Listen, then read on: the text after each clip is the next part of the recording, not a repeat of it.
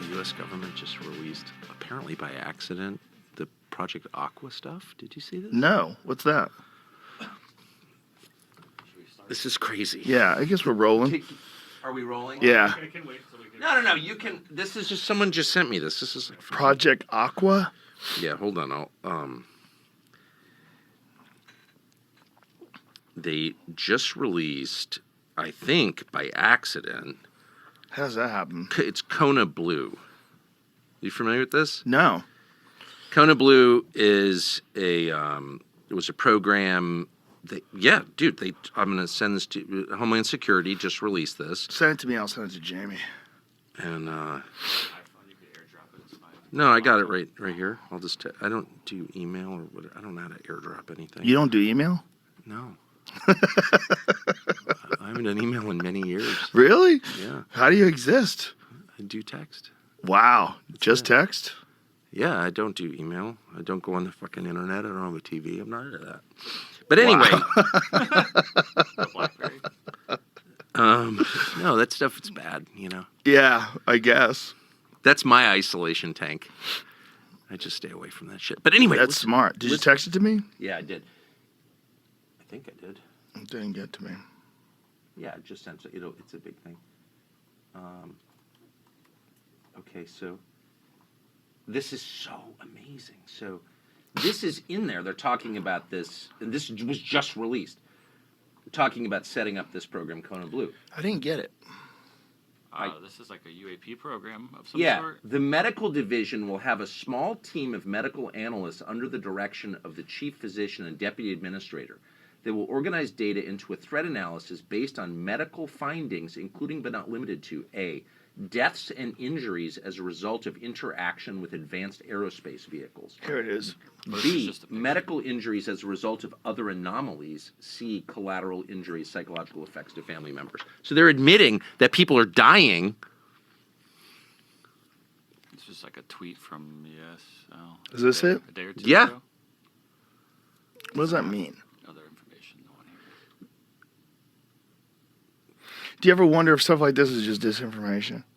Yeah, maybe. I mean, I wonder if... I wonder a lot of things. I'm sure you do. But, I would always assume that a lot of this stuff is nonsense.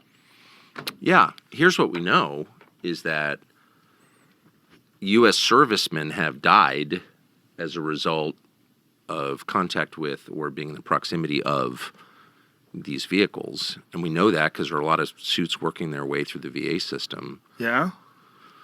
where families, can't get compensated for the deaths or injuries to loved ones. Because it's all under wraps, top secret. Well, that's just a fact, okay, that is happening. So if there's, I guess, when there are measurable physical effects of a phenomenon, we can say conclusively the phenomenon is real. Right. And so, yeah. But I mean, isn't it is real. I mean, I guess we're sort of past the point of like, is it real? Yeah, it's real. It's real in that there's these things that are moving in very bizarre ways, and they have these propulsion systems that violate what we know about propulsion systems. Retrieving data across dimensional space-time, develop remote viewing, comms, and countermeasures, determine baseline for physical transport across dimensional space-time barrier, rapid response medical teams for UFO interaction events. So how did they do this accidentally? Study conscious interactions with and control of technology.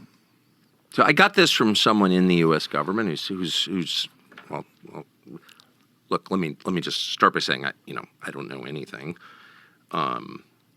but he sent me this. The above is 100% legit. I was read into this program but told never to tell anyone. It's now been released. As you can see, it began as a result of my old program, AATIP.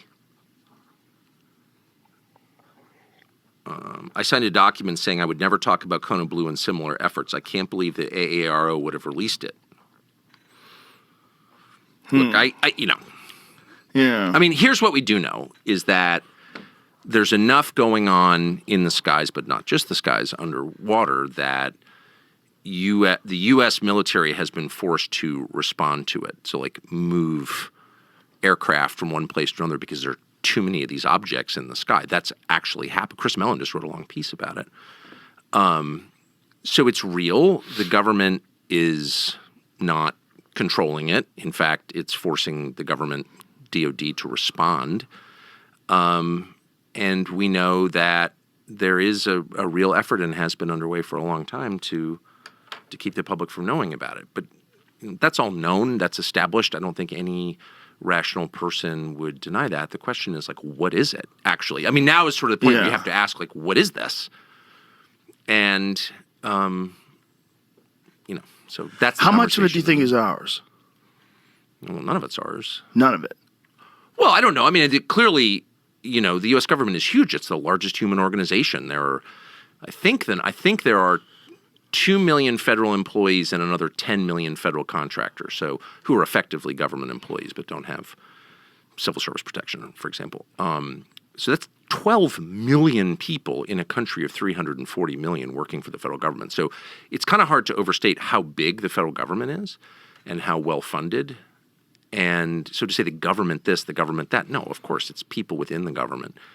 But yeah, they're working on all kinds of things, obviously, that are classified. But in general, no, they can't control these objects. So no, it's not American technology Well, or Russian or Chinese. It predates, all of that. well, some of it does, right? Like, for sure, the Kenneth Arnold sightings, that was really early on. That was like the early 1950s. He was seeing these flying saucers, these discs that were moving over mountains. Well, right. I mean, the prophet Ezekiel writes about it in the Right. first chapter, wheels in the sky. Yeah, that's a crazy one. Boy, when you Well, read it is that, crazy. If you read it, it's like, oh, wow. Yeah. And a wheel so, within a and not wheel. just, the Hebrew scriptures, like it's all over every, The Vedic texts. of course. So these are spiritual phenomenon. There's no evidence they're from another planet. I mean, I think that's the that's the lie, that they're from Mars. Look, space, the atmosphere is really well monitored, right? Both for defense reasons, but also because, like, it'd be nice to know when asteroids are coming. And there's no evidence, has never been any evidence that there are lots of these objects, these vehicles coming into our atmosphere from somewhere else, some other planet. There's no evidence of that at all. So they're from here, and they've been here for thousands of years, whatever they are. And it's pretty clear to me that they're spiritual entities, whatever that means. They're supernatural, and which is to say, supernatural means above the natural, above the observable nature. And they don't behave according to the laws of science as measured by people, and they've been here for a long time. And there's a ton of evidence they're under the ocean and under the ground. So, like, with that fact set, what do you conclude?